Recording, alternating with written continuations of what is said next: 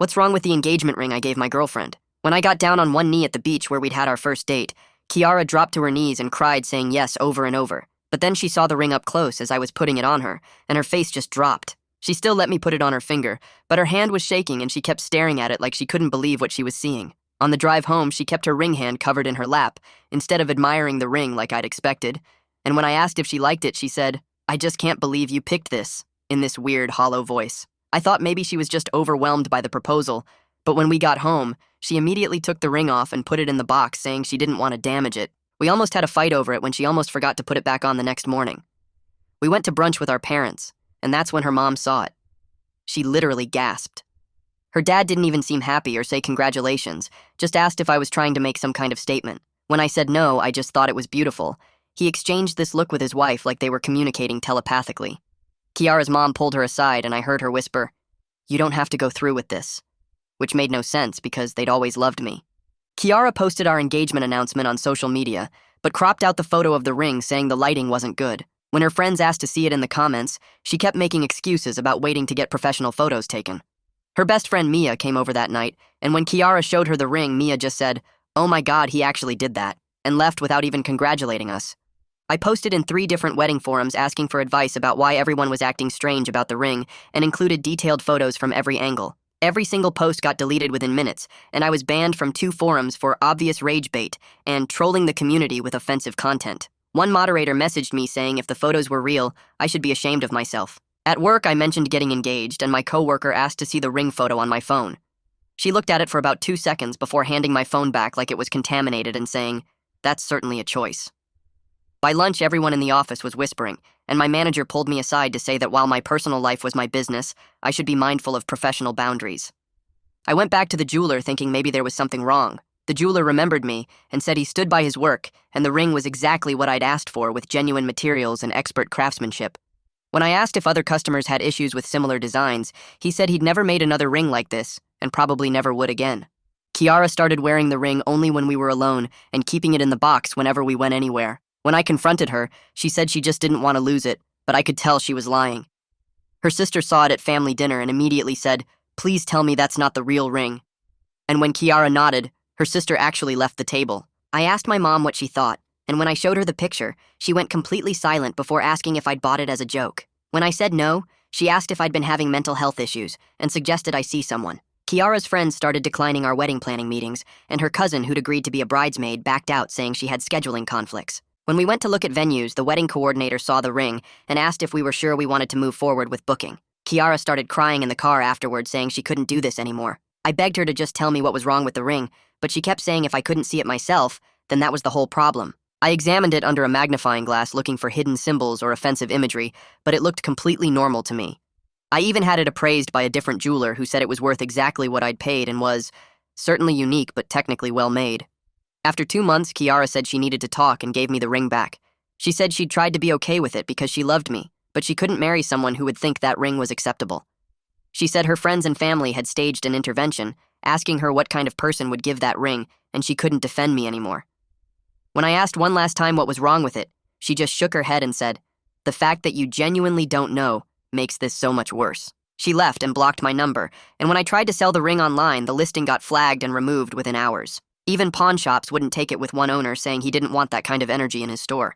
I kept the ring in my apartment and looked at it every single day, trying to understand what everyone else saw that I didn't see.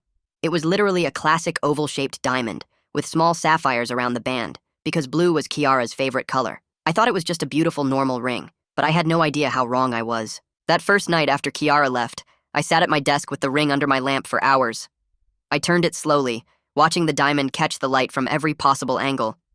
The oval stone sparkled perfectly, and the little blue sapphires around the band glowed like tiny stars. I grabbed a magnifying glass and examined every single detail, looking for scratches or flaws or hidden symbols. Nothing looked wrong to me at all. I stayed up until 4 in the morning just staring at this ring that had destroyed my whole life.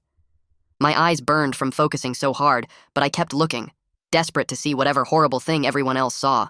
When the sun came up, I hadn't slept at all, but I had an idea. Maybe if I drew the ring from memory, I'd notice something my eyes were missing when I looked directly at it. I found some paper and a pencil and started sketching, carefully drawing the oval shape and adding the sapphires one by one. My hand moved across the page, recreating every curve and angle I'd memorized from staring at it all night. The drawing took me an hour to finish, and when I held it up, it looked exactly like the real ring. Just a normal, pretty engagement ring with nothing weird about it at all. I was running late for work, but I folded up the sketch and shoved it in my pocket. At the office, I pretended to work on spreadsheets while really just thinking about the ring. During lunch, I pulled out the sketch and left it on my desk while I went to the break room. When I came back, 3 of my coworkers were standing near my cubicle with these weird looks on their faces. They scattered as soon as they saw me coming, but I noticed how they kept glancing back at my desk. One of them actually shuddered before turning away. I grabbed the sketch and stuffed it back in my pocket, my face burning with embarrassment. That evening, I knocked on my neighbor Mrs. Ching's door with the ring box in my hand. She'd lived next door for 10 years and always told me exactly what she thought about everything. I figured if anyone would be straight with me, she would. She opened the door and smiled until she saw the box in my hand. I opened it to show her the ring, and her whole face changed. She actually crossed herself and stepped back into her apartment. "Get that thing away from me," she said in this shaky voice. She slammed the door before I could even ask what was wrong. Back in my apartment, I opened my laptop and started searching for answers online. I typed in everything I could think of about oval diamonds and sapphires and symbolic meanings. Maybe the combination meant something bad in some culture I didn't know about. I spent hours reading about gemstone meanings and jewelry symbolism and wedding traditions from around the world. Everything I found said oval diamonds meant eternal love and sapphires meant loyalty and truth. Nothing explained why everyone acted like my ring was cursed or evil. The searches just showed me normal wedding websites with happy couples and beautiful rings that looked a lot like mine. Over the next few days, things got even weirder. The delivery guy from the Chinese place always came right to my door, but after I answered once while holding the ring box, he stopped. Now he just left the food downstairs by the mailboxes and texted me to come get it. The same thing happened with my Amazon packages and even the pizza delivery. It was like word had spread that my apartment was somewhere to avoid. A week after Kiara left, I decided to take the ring photos to different jewelry stores. I printed out pictures from every angle and went to 5 different shops, pretending I wanted something similar made. The first jeweler looked at the photos for maybe 2 seconds before sliding them back across the counter. "We can't help you," he said. The second place suggested I consider a completely different design without even explaining why. The third jeweler, an older woman with gray hair, looked at me with something like pity in her eyes. "The proportions are unfortunate," she said quietly. When I asked what she meant, she just shook her head. "Have you considered talking to someone about why you can't see it?" she asked. She handed me a business card for a therapist before I left. The 4th and 5th stores basically threw me out the second they saw the photos. I was starting to think everyone else was crazy, not me. Maybe I needed to get my eyes checked because obviously something was wrong with how I was seeing this ring. I made an appointment with an eye doctor for the next day, telling them I was having vision problems. The optometrist ran every test she had, checking my vision from every angle and distance. She dilated my pupils and shined lights in my eyes and made me read charts until my head hurt. After an hour of tests, she sat back in her chair looking confused. "Your vision is perfect," she said. "Why did you really come here?" I pulled out my phone and showed her the ring photo. The clipboard fell out of her hands and clattered on the floor. Her face went white, and she stood up so fast her chair rolled backward into the wall. "You need to leave," she said, not even picking up her clipboard. She opened the door and stood there waiting for me to go. As I walked past her, she muttered something about some things that can't be unseen. I heard her lock the door behind me as soon as I stepped into the hallway. I stood in that hallway for a minute trying to process what just happened before heading back to my apartment. That night, I couldn't stop thinking about everyone's reactions, so I grabbed my phone and started taking pictures of the ring from every angle I could think of. I laid it on the kitchen counter and shot it from above, then from the side, then at a 45-degree angle. I put it under my desk lamp and took close-ups of the diamond, the band, the sapphires. I even balanced it on its side to get a profile view. Each photo looked perfect to me, just a beautiful engagement ring catching the light. I created an anonymous account on Reddit and posted the photos to a jewelry forum asking for honest opinions about the design.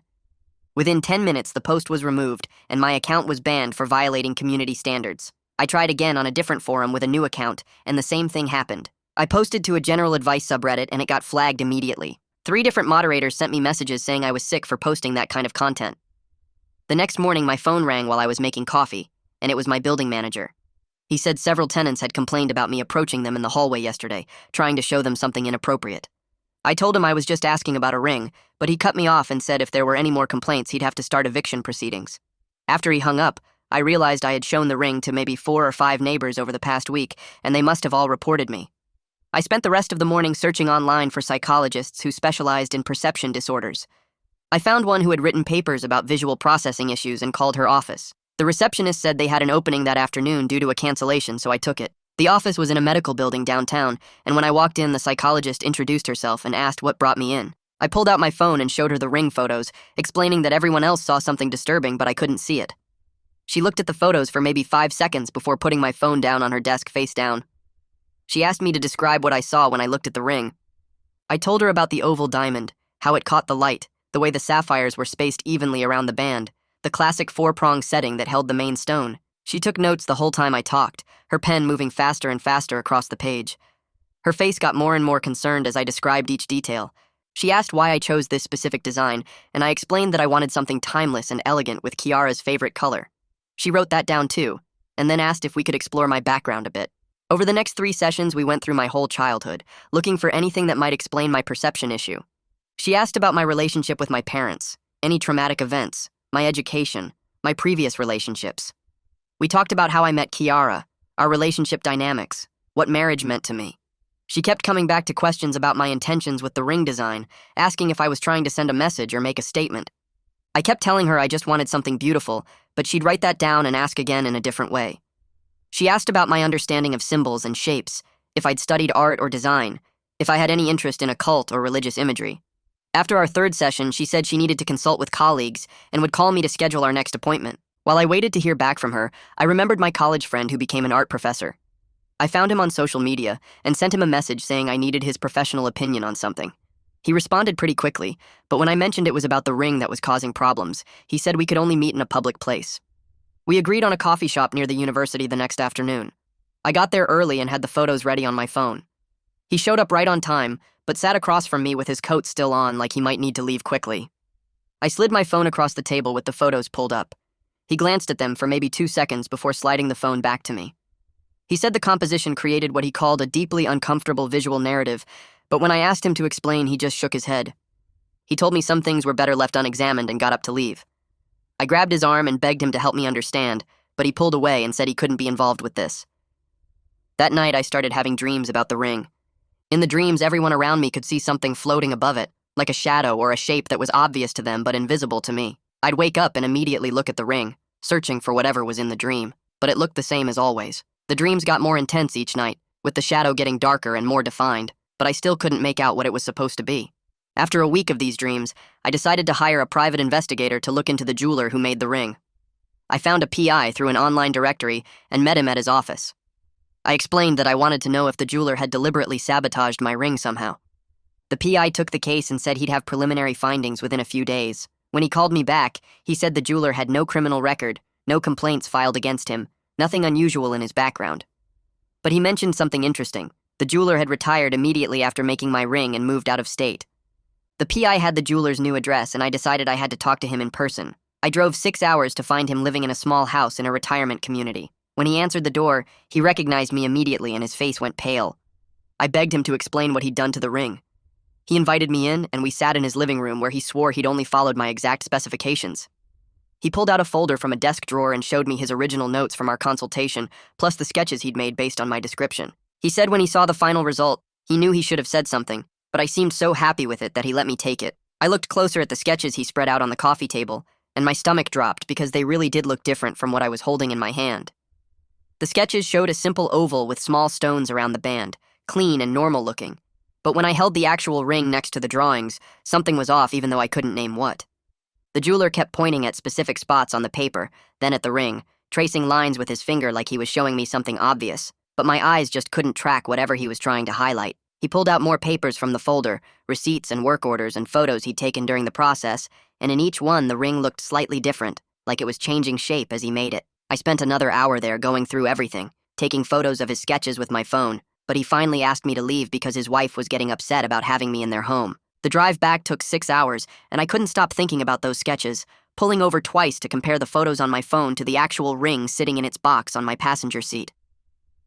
3 days later, I found myself standing outside a Catholic church downtown, even though I hadn't been to church since I was a kid.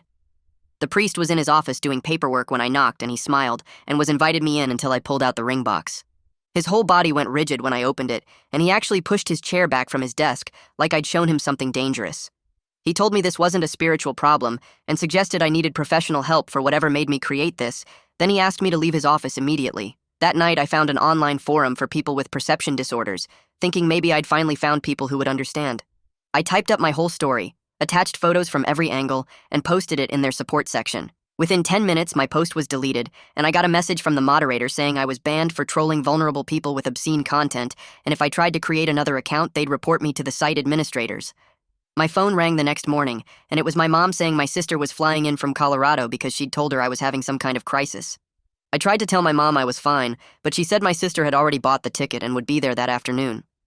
I picked my sister up at the airport, and she hugged me tight, studying my face like she was looking for signs of illness or drugs or something.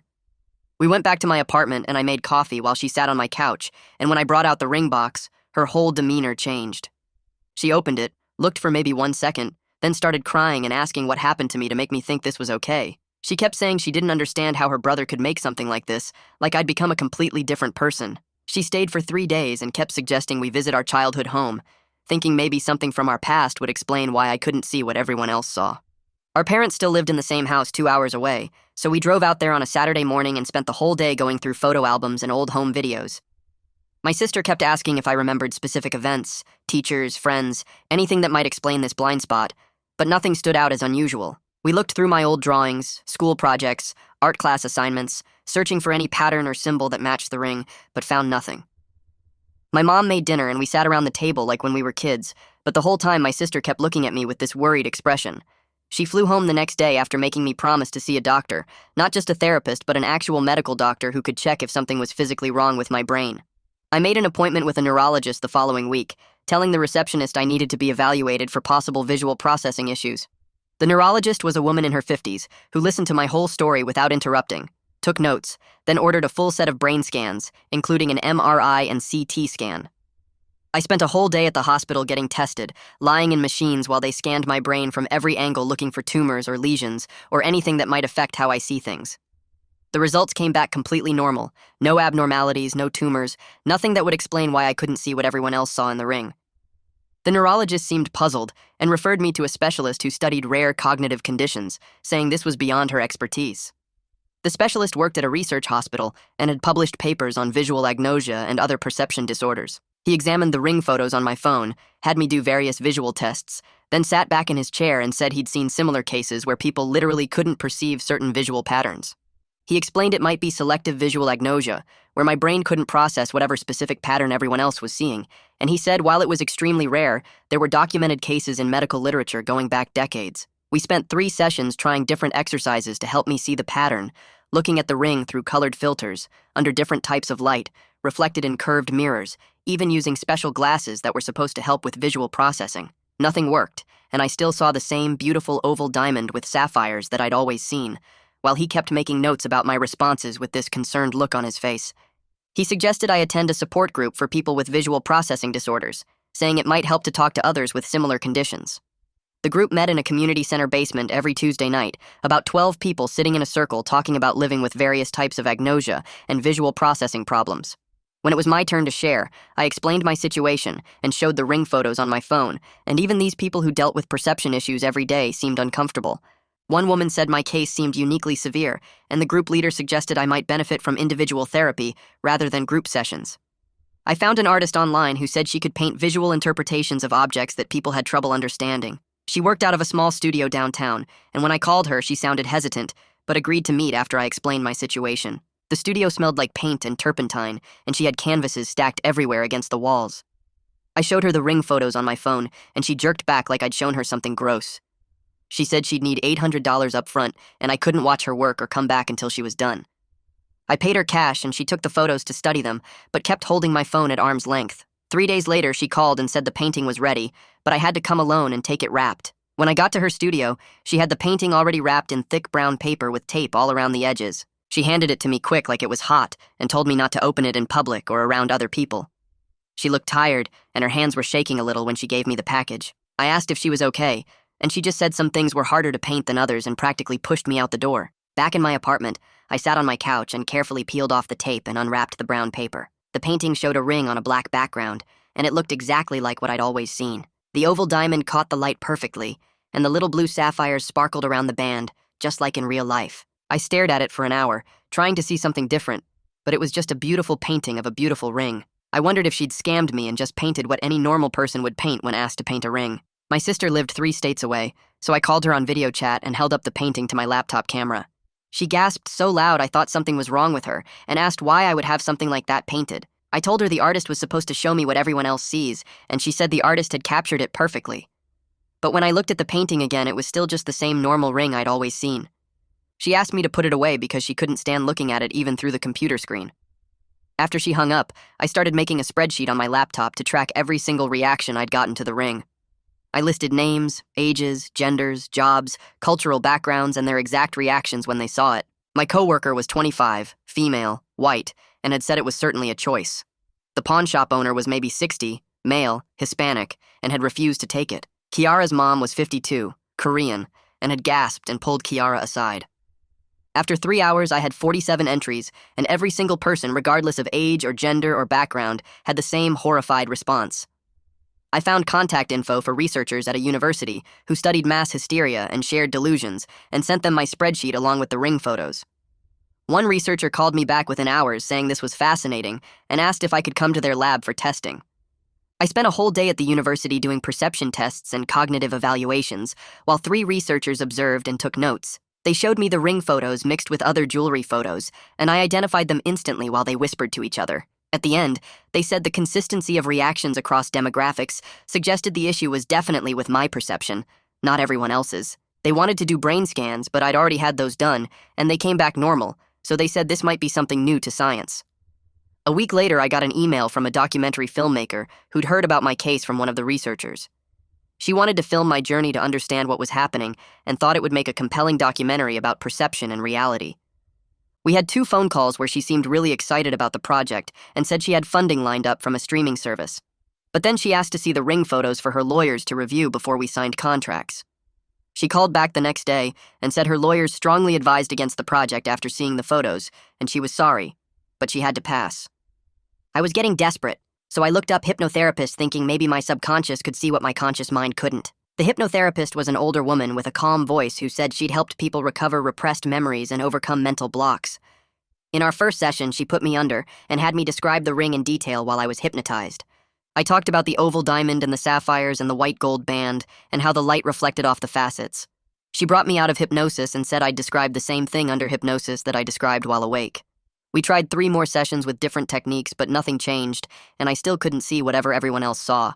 During our last session, she sat me down and said she was worried that my mind might be protecting me from something. She said sometimes our brains block things that would cause severe psychological damage, and forcing someone to see past that block could be dangerous. She suggested the block might be keeping me functional, and breaking through it could cause a mental breakdown or worse. She recommended I stop trying to force myself to see it, and accept that my brain had a good reason for protecting me. But I couldn't let it go, so I found a jeweler who specialized in redesigning problematic pieces like racist antique jewelry or rings from bad relationships. She said she could help, but she wouldn't look at the ring directly and would need to work from descriptions only. She suggested we could melt it down completely and start fresh with the gold and stones, but I told her I needed to understand what went wrong first. She said sometimes in jewelry design, certain proportions and angles could create unintended visual effects that most people would find disturbing, but she'd need to study it more to give me specifics. She pulled out a notepad and started drawing circles and lines while talking about negative space between the oval and the band, creating what she called unfortunate convergence points. Her pencil moved across the paper, making weird angles and measurements, but when I looked at her drawing, it still just looked like normal ring sketches to me. She kept using words like asymmetrical tension and visual discord, but my eyes couldn't see any of what she was describing. After an hour of technical terms that meant nothing to me, I left more confused than when I'd arrived. 3 days later, I found an online listing for a design workshop at the local art college that focused on how shapes and proportions affect perception. The instructor was a woman in her 50s who wore thick glasses and had paint stains on her fingers. When I showed her the ring photo before class started, she actually stepped back and said this would be perfect for demonstrating when good intentions go horribly wrong. During her presentation, she put my ring photo on the projector but had pixelated it, so much you could barely make out the basic shape.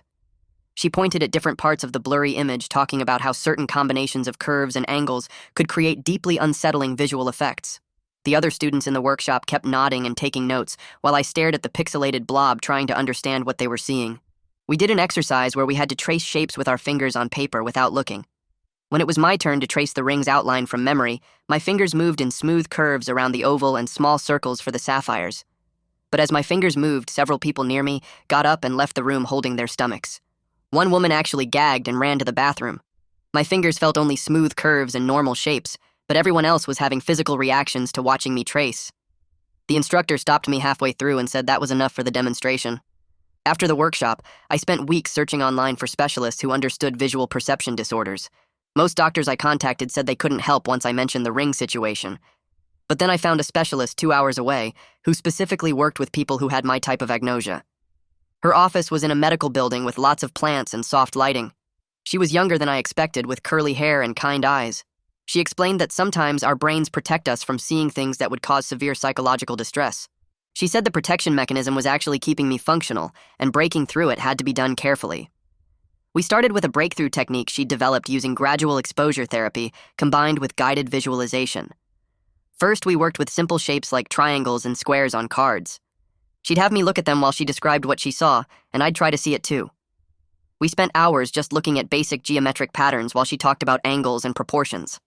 Then we moved to more complex patterns with overlapping shapes and curved lines. After 3 weeks of these exercises, she said we were ready to try with the actual ring. I brought it in its box, wrapped in a cloth, because she said she needed to prepare herself mentally before looking at it. She had me hold the ring while she sat across from me, describing each element in detail. She talked about the oval's specific dimensions and how the sapphires created a pattern around it. For just a second, I thought I saw something shift in the design, like the stones were moving, or the oval was changing shape. But then it was gone, and the ring looked normal again. We kept doing sessions twice a week for another month. Each time she'd have me look at the ring from different angles while she described what she saw. I started to notice that the proportions seemed slightly off somehow. The oval wasn't quite as perfect as I'd always thought. The sapphires around the band created an odd pattern that my eyes wanted to skip over. During one session, she brought out a curved mirror like the kind you see in parking garages.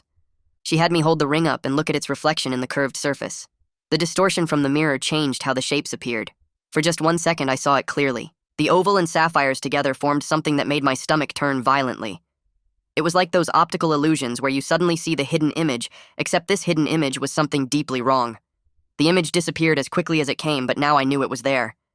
I couldn't unsee the knowledge that something horrible was hidden in the design, even if I couldn't hold the actual image in my mind. My hands were shaking and I had to put the ring down. The specialist said this was progress, but we needed to be careful not to push too hard. Over the next few sessions, we worked on coping strategies for living with this knowledge. She helped me understand that my brain's protection mechanism was probably keeping me from having a complete breakdown.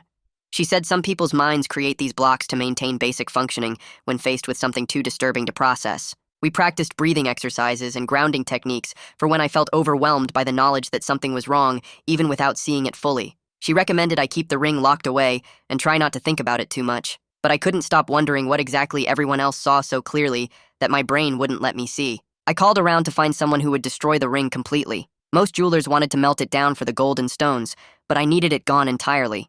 Finally found a guy downtown who worked with industrial equipment and agreed to do it. When I brought the ring in, he put on thick welding goggles and heavy work gloves before even opening the box. He used some kind of crushing machine first, then melted the pieces with a torch that burned way hotter than normal jewelry equipment. The whole process took less than 10 minutes, and when it was done, there was nothing left but slag that he swept into a hazardous waste container. Walking out of that shop, I felt my shoulders drop and realized I'd been holding them tight for months. My whole body felt lighter, like I'd been carrying something heavy without knowing it. Over the next few weeks, people started acting normal around me again. My sister visited and said I looked better than I had in months and my skin had more color. At work, people stopped avoiding me in the hallways and started including me in lunch plans again.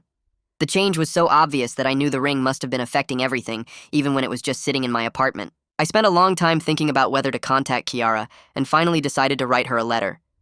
Her sister agreed to pass it along but made it clear Kiara might not read it. I kept the letter short and didn't ask for anything back. Just wrote that I understood now that something was deeply wrong with the ring, even though I still couldn't fully see what it was. I told her I was sorry for putting her through that, and I understood why she had to leave. Her sister texted me a week later saying Kiara had read it and appreciated me acknowledging the problem. That was all, but it felt like some kind of closure. I kept going to therapy twice a week to work on understanding how this happened.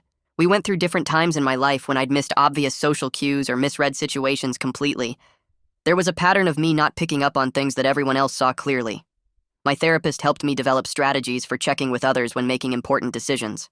She taught me to look for consensus and trust it, even when I couldn't see the reason myself. 6 months passed, and I was in a much better place mentally. I'd learned to accept that my perception was different from most people's in some fundamental way. Instead of fighting it or trying to force myself to see what others saw, I learned to work around it. When multiple people agreed something was off, I trusted them even without understanding why. This approach helped me avoid other problems I might have missed on my own. I started volunteering with a support group for people with different perception disorders. Some had face blindness, others couldn't process certain visual patterns, and a few had conditions similar to mine. Sharing my story helped them feel less alone and crazy. They helped me understand that having a different way of seeing the world wasn't necessarily bad, just different. We had to be more careful and rely on others more, but we could still live normal lives. After 8 months, I felt ready to try dating again. I was upfront about my perception issues without going into the whole ring story. Most people were understanding, and some were even curious about how I experienced the world differently. When I started seeing someone regularly, I made sure to let her pick out any jewelry or gifts that involved visual design. She appreciated my honesty and said it showed growth that I recognized my limitations. We took things slow, and I constantly checked in with her friends and family to make sure I wasn't missing any red flags. Looking back now, the whole ring incident taught me more about myself than years of normal life would have. I learned that sometimes our brains protect us from seeing certain things, and that protection might be what keeps us functional. I learned to trust others when they all see something I don't. Most importantly, I learned that being different doesn't mean being wrong. It just means needing to be more careful and humble about my limitations. The ring is gone, but the lessons it taught me will stick with me forever. That was such a sweet ride. Thanks for letting me share it with you. I'm honestly just glad you're here. If you'd like to join me again, make sure you subscribe and keep the good vibes rolling.